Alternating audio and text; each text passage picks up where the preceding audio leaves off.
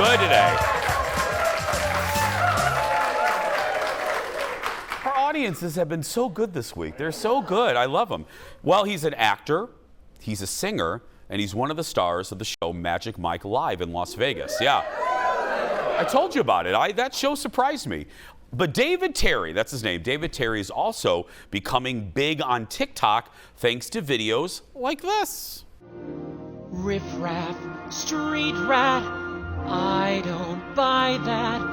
If only they'd look closer, would they see a poor boy?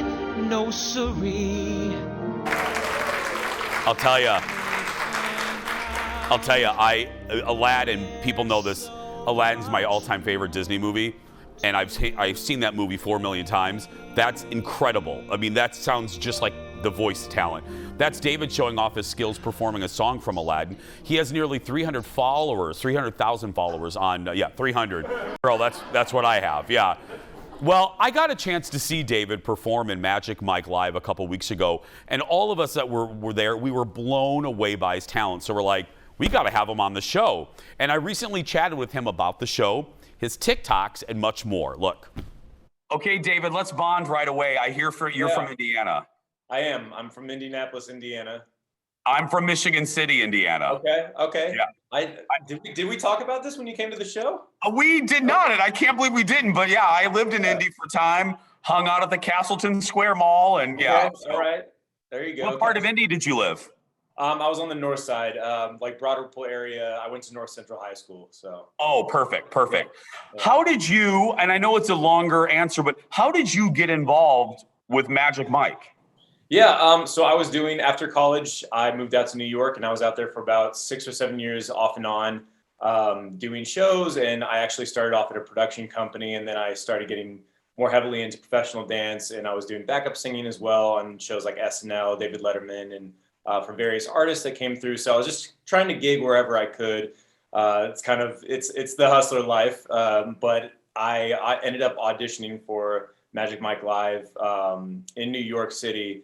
And a year and a half later, I got the part. So it was a year and a half waiting for that phone call or the email. But here we are. So you try to either start or end an interview with a compliment or something positive. And I got to tell you, this was easy. I was talking to executive producer Jeff, who went with me to the show, and I really mean this. I went in with no expectations.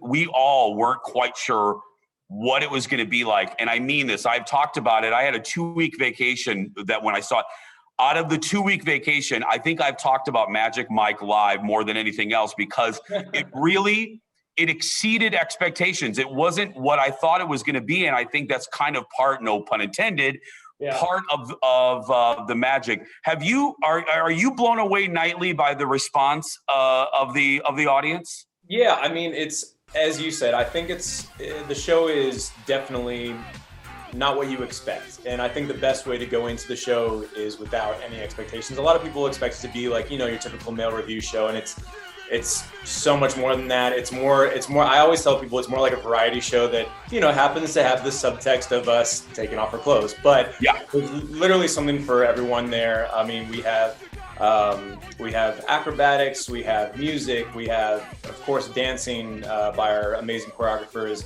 Allison, Teresa, and Luke, and then of course Channing. So it's kind of everything for everybody, and everybody can have a good time. So.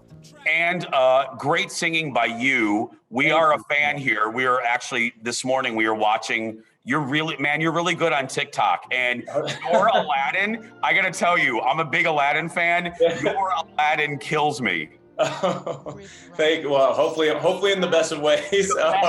So good. Thank you. Yeah, and TikTok is such a funny thing too. And that was the Disney voiceovers, which oddly just found this weird niche with TikTok people, just because I think of the nostalgia factor. But I started that during the pandemic, and I was getting more into doing voiceover work, and I was just doing the Disney stuff for fun. And it's really funny because people will come on my page and be like, I came here for the Disney, but you're in Magic Mike too. Yeah, you got to be well-rounded in this business. So. Hey, It's completely fantastic. Sure. Yeah. Going back to Magic, our last minute or so here, Yeah. I mentioned the success of the show. You guys are so successful. You're adding a show? Yeah, so we now have 3 shows on Thursday. I mean, sorry, not Thursday, Saturday. We now have 3 shows on Saturday. We have the 5 o'clock, 7:30, and 10 o'clock show. So you can kind of, pick and choose from that. And the weekend, that's when we have the most people here in Vegas. So it gives people more the opportunity to come see the show. And then, because I've been telling everyone, if you go to Vegas now, you got to go see Magic Mike live. But you don't have to go to Vegas because, correct me if I'm wrong, there's going to be a tour now too, right? Absolutely, yeah. Starting in October, we're going to have the Magic Mike Live tour. You can go to MML Tour. Tickets are on sale right now. So start gearing up for that. It's going to be great. They'll be there in Miami for 6 months, and then they'll move on to the next major city. So how long have you been with the show?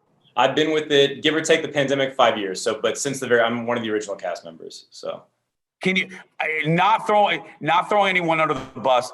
Because I looked around at the crowd, half the fun is watching the reaction of the crowd. Absolutely.